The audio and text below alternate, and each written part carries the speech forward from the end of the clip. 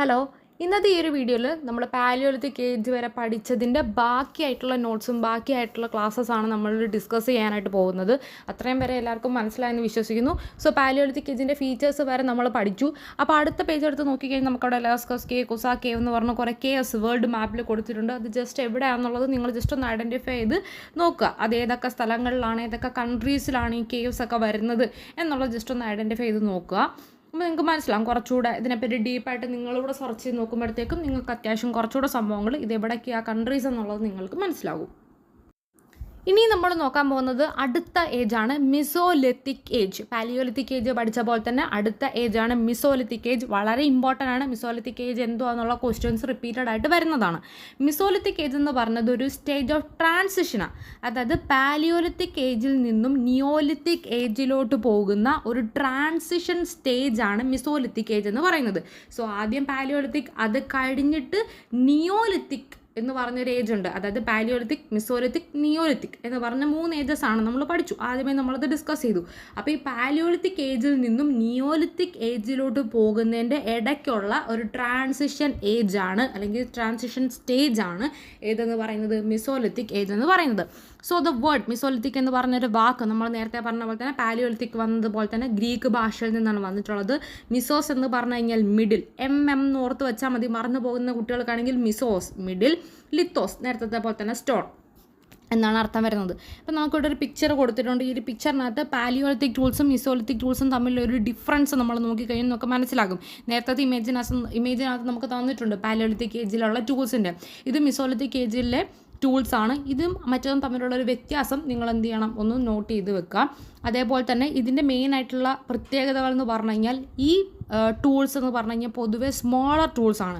Palaeolithic ഏജിൽ use ചെയ്യുന്ന ടൂൾസിനെക്കാട്ടി കുറച്ചുകൂടെ സ്മോളർ ടൂൾസാണ് മിസോലിത്തിക് ഏജിൽ യൂസ് ചെയ്യുന്നത്. അതാണ് ഒന്നാമത്തെ പോയിന്റ് എന്ന് പറഞ്ഞാൽ, smaller tools than paleolithic age. രണ്ടാമതായിട്ട് പറയുന്നത് ഈ ഒരു പീരീഡിലാണ് നമ്മൾ കൂടുതലായിട്ടും, നമ്മളല്ല അന്നത്തെ കാലത്തെ ആൾക്കാർ കൂടുതലായിട്ടും മൈക്രോ ലിറ്റ്സ് യൂസ് ചെയ്യുന്നത്. മൈക്രോ ലിറ്റ്സ് എന്ന് പറഞ്ഞു കഴിഞ്ഞാൽ വളരെ സ്മോൾ ആയിട്ടുള്ള ടൂൾസിനെയാണ് നമ്മൾ മൈക്രോ ലിറ്റ്സ് എന്ന് പറഞ്ഞത്. ചെറിയ ഷേപ്പിലുള്ള ടൂൾസൊക്കെ വളരെ യൂസ് ചെയ്തിട്ടുള്ള ഒരു കാലഘട്ടമായിരുന്നു മിസോലിത്തിക് ഏജ് എന്ന് പറയുന്നത്. അതാണ് രണ്ടാമത്തെ അതിൻ്റെ ഫീച്ചേഴ്സ്. അപ്പോൾ ചിലപ്പോൾ എക്സാമിന് ചോദിച്ചു കഴിഞ്ഞാൽ ഈ 2 പോയിന്റ് എഴുതാം.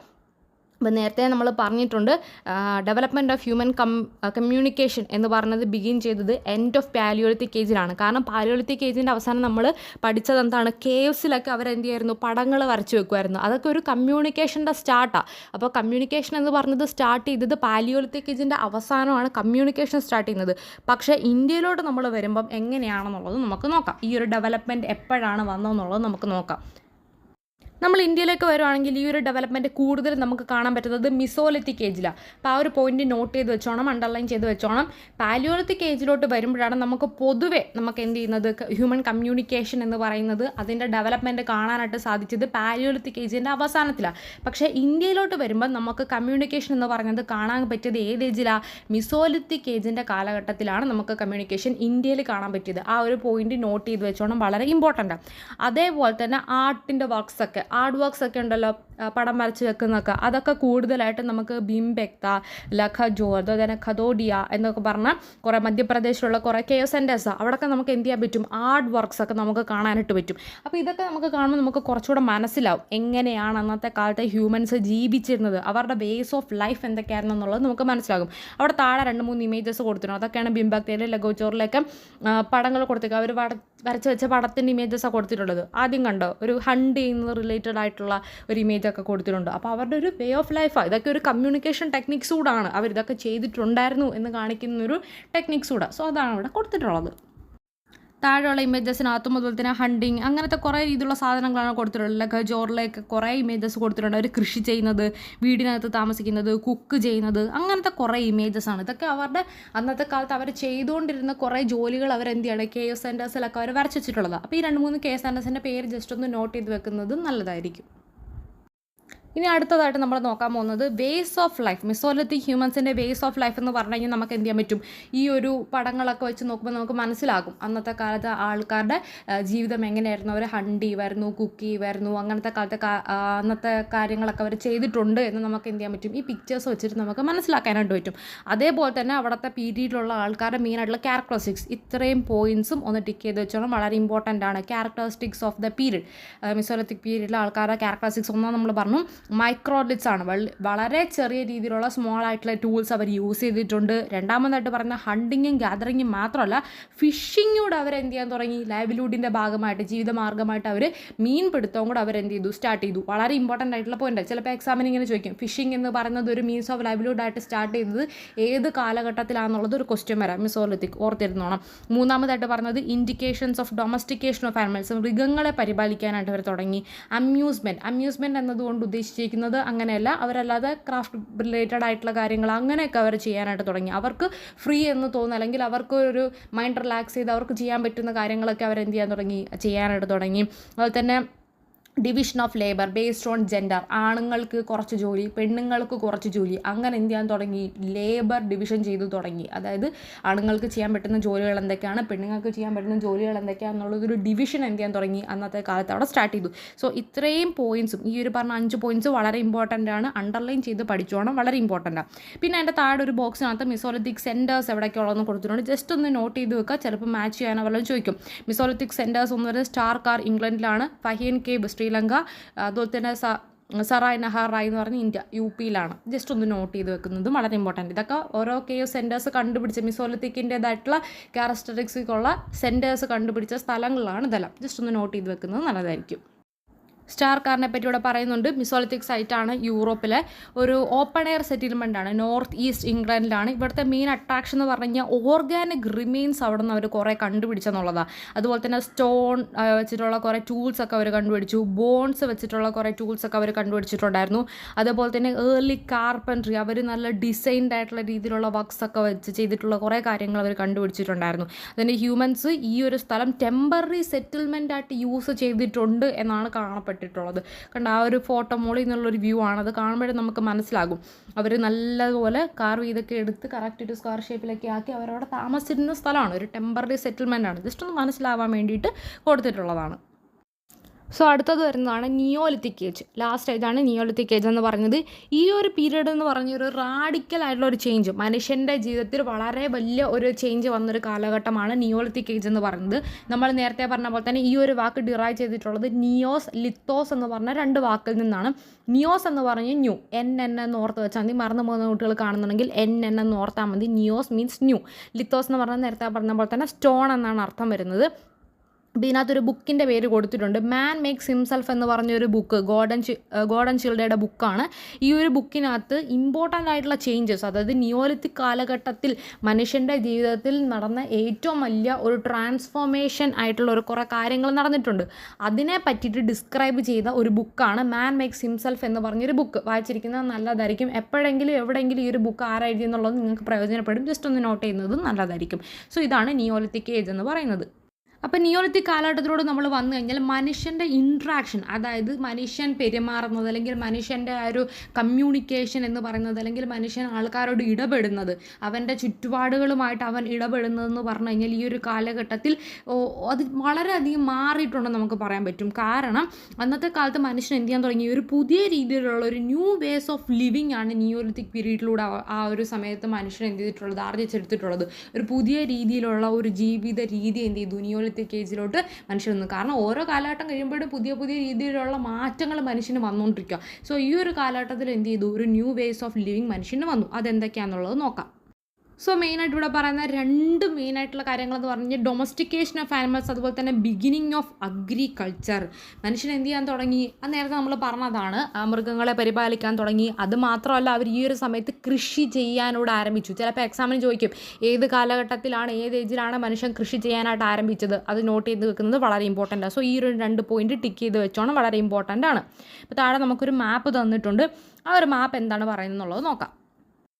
സോ നമ്മൾ ഈ മാപ്പ് നോക്കുമ്പോൾ നമുക്ക് കാണാനായിട്ട് പറ്റും ഒരു പ്രത്യേക കുറച്ച് സ്ഥലങ്ങൾ ക്രിസൻ ഷേപ്പിലാണ് ഇരിക്കുന്നത്. കണ്ടോ, ആ ഒരു ബ്രൗൺ ഷെയ്ഡ്, ആ ഒരു റെഡ് ഷെയ്ഡിൽ കുറച്ച് മാർക്ക് പോയേക്കുന്നുണ്ടോ, അതാണ് ക്രിസൻ ഷേപ്പ് എന്ന് പറയുന്നത്. അപ്പോൾ ഈ ഒരു ഷേപ്പിൽ പോയപ്പം ആർക്കിയോളജിസ്റ്റ് ആയിട്ടുള്ള ആൾക്കാർ, ഇതിനെപ്പറ്റി പഠിക്കുന്ന ആൾക്കാരെ നിരീക്ഷിച്ചു, അവർക്ക് കിട്ടിയ എവിഡൻസ് വെച്ചിട്ട് അവർ നോക്കിയിട്ട് അവർ ലാസ്റ്റ് പറഞ്ഞതെന്ന് പറഞ്ഞെങ്കിൽ അഗ്രികൾച്ചർ, കൃഷി സ്റ്റാർട്ട് ചെയ്തത് ഈ ഒരു ക്രിസൻ ഷേപ്പിലാണ് കൃഷി സ്റ്റാർട്ട് ചെയ്തതെന്ന് അവർ ലാസ്റ്റ് അവസാനം പറഞ്ഞു. അപ്പോൾ ഈ ഒരു റീജിയനെ നമ്മൾ വിളിക്കുന്ന പേരാണ് ഫെർട്ടൈൽ ക്രിസൻ്റ് എന്ന് വിളിക്കും. എക്സാമിന് ചോദിക്കും എന്താണ് ഫെർട്ടൈൽ ക്രിസൻ്റ് എന്ന് ചോദിച്ചത്. അപ്പോൾ ആദ്യമായിട്ട് അവർ അഗ്രികൾച്ചർ സ്റ്റാർട്ട് ചെയ്തത് ഈ ഒരു ക്രിസൻ ഷേപ്പിലാണ് അവർ അഗ്രികൾച്ചർ സ്റ്റാർട്ട് ചെയ്തത്. ആർക്കിയോളജിസ്റ്റിന് കിട്ടിയ എവിഡൻസ് വെച്ചിട്ട് ഈ ഒരു സ്ഥലത്താണ് അവർ ആദ്യമായിട്ട് കൃഷി ആരംഭിച്ചത്. സോ ഈ സ്ഥലത്തെ നമ്മൾ വിളിക്കുന്ന പേരാണ് ഫെർട്ടൈൽ ക്രിസൻ്റ് എന്ന് വിളിക്കുന്നത്. സോ അതൊന്ന് നോട്ട് ചെയ്ത് വെക്കുന്നത് ഇമ്പോർട്ടൻ്റ് ആയിരിക്കും. ഇനി അടുത്തൊരു ക്വസ്റ്റ്യൻ വരാനുള്ള ചാൻസ് ഇവിടെ നിന്നാണ്. എന്തൊക്കെ ഫാക്ടേഴ്സാണ് മനുഷ്യനെ അഗ്രികൾച്ചറും അതുപോലെ തന്നെ ഡൊമസ്റ്റിക്കേഷൻ ഓഫ് ആനിമൽസൂടെ സ്റ്റാർട്ട് ചെയ്യാനായിട്ട് എന്തൊക്കെ ഫാക്ടേഴ്സാണ് മനുഷ്യനെ ഇൻഫ്ലുവൻസ് ആക്കിയെന്നുള്ളത് നമുക്ക് നോക്കാം. ഇവിടെ ഒരു 2, 3, 4 ഫാക്ടേഴ്സ് പറയുന്നുണ്ട്. അത് 4 ഇമ്പോർട്ടൻസ് ആണ്, വളരെ ഇമ്പോർട്ടൻ്റ് ആണ്. ചോദിക്കും what are the factors that led humans to begin agriculture and domestication of animals. ഒന്നാമതായിട്ട് പറയുന്നതാണ് പോപ്പുലേഷൻ ഗ്രോത്ത്. കാരണം നമ്മൾ അത്ര നാളുണ്ടായിരുന്ന ഒരു പോപ്പുലേഷൻ അല്ലല്ലോ. കാരണം മനുഷ്യൻ ഇങ്ങനെ വളർന്നുകൊണ്ടിരിക്കുകയാണ്, പോപ്പുലേഷൻ്റെ എണ്ണം കൂടിക്കൊണ്ടിരിക്കുക. അപ്പോൾ പോപ്പുലേഷൻ എണ്ണം കൂടുമ്പം നേരത്തെ കാലത്ത് ജീവിച്ച പോലെ ജീവിക്കാൻ പറ്റുമോ? പറ്റത്തില്ല. കാട്ടിൽ നിന്നുള്ള ഫ്രൂട്ട്സും അതൊക്കെ കാര്യങ്ങളൊക്കെ വെച്ചിട്ട് എത്ര നാൾ ജീവിക്കും? പറ്റത്തില്ല. അപ്പോൾ അവർക്ക് എന്ത് ചെയ്യണം? വിശപ്പ് കൂടുന്നതനുസരിച്ച് അവരെന്ത് ചെയ്യും? കൃഷി ചെയ്യണം, അല്ലാതെ അവർക്ക് വേറെ മാർഗ്ഗമില്ല. സോ അവരെന്ത് ചെയ്തു? പോപ്പുലേഷൻ വല്ലാതെ കൂടിയപ്പോഴത്തേക്ക് അവരെന്ത് ചെയ്യാൻ തുടങ്ങി? അഗ്രികൾച്ചർ ചെയ്യാനായിട്ട് തുടങ്ങി. രണ്ടാമതായിട്ട് പറയുന്നത് an increase in the number of human settlements. മനുഷ്യർ എന്ത് ചെയ്തു? ഒരു സ്ഥലത്ത്, നമ്മൾ നേരത്തെ കണ്ടില്ലേ സ്റ്റാർ കാറിനകത്ത്, ഒരു സ്ഥലത്ത് മാത്രമായിട്ട് അവർ ടെമ്പററി ആയിട്ട് സെറ്റിൽമെൻറ്റ് ചെയ്ത് അവർ താമസിച്ചു. പെർമനൻ്റ് ആയിട്ടുള്ള ടെമ്പററി ആയിട്ട് അവരെന്ത് ചെയ്തു? താമസിച്ചു. അപ്പോൾ അങ്ങനത്തെ കുറേ രീതിയിൽ ഉള്ള താമസ സ്ഥലങ്ങളൊക്കെ കൂടിയപ്പോഴത്തേക്ക് അവർക്ക് മനസ്സിലായി ഒരു പ്രത്യേക ഒരു സ്ഥലത്ത് മാത്രം കുറച്ച് നാൾ അവർ താമസിക്കുമ്പോഴത്തേക്കും അവർക്ക് അവിടെ കഴിക്കാൻ വേണ്ടിയിട്ട് അവർക്ക് അവിടെ ആഹാരം വേണം, അതുപോലെ തന്നെ മൃഗങ്ങളെ പരിപാലിക്കണം.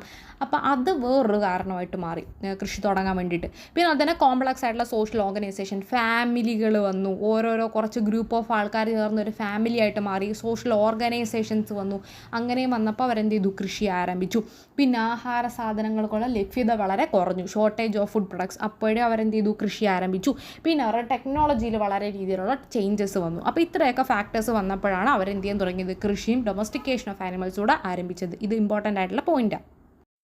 സോ ഇനി നമ്മൾ നോക്കുകയാണെന്നുണ്ടെങ്കിൽ ഇവിടെ നിയോളിത്തിക് ടൂൾസിൻ്റെ പിക്ചേഴ്സ് ഇവിടെ കൊടുത്തിട്ടുണ്ട്. ഇതിൻ്റെ മെയിൻ ആയിട്ടുള്ള ഫീച്ചേഴ്സ് എന്ന് പറഞ്ഞാൽ വളരെ പോളിഷ്ഡ് ആയിട്ടുള്ള ടൂൾസാണ്. പിന്നെ അതിന് പ്രോപ്പറായിട്ടുള്ള ഓരോ ആവശ്യങ്ങൾക്കനുസരിച്ചുള്ള ഓരോ ഷേപ്പ് അവിടെ കൊടുത്തിട്ടുണ്ട്. സോ അതും അതിൻ്റെ ഒരു ഫീച്ചേഴ്സാണ്.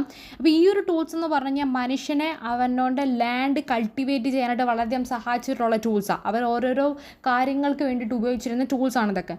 അതുമാത്രമല്ല മണ്ണ് നല്ലപോലെ കിടക്കാൻ വേണ്ടിയിട്ടും മരങ്ങളൊക്കെ വെട്ടിമുറിച്ചിടാൻ വേണ്ടിയിട്ടും അവരെന്ത് ഈ ടൂൾസ് സഹായിച്ചിട്ടുണ്ട്.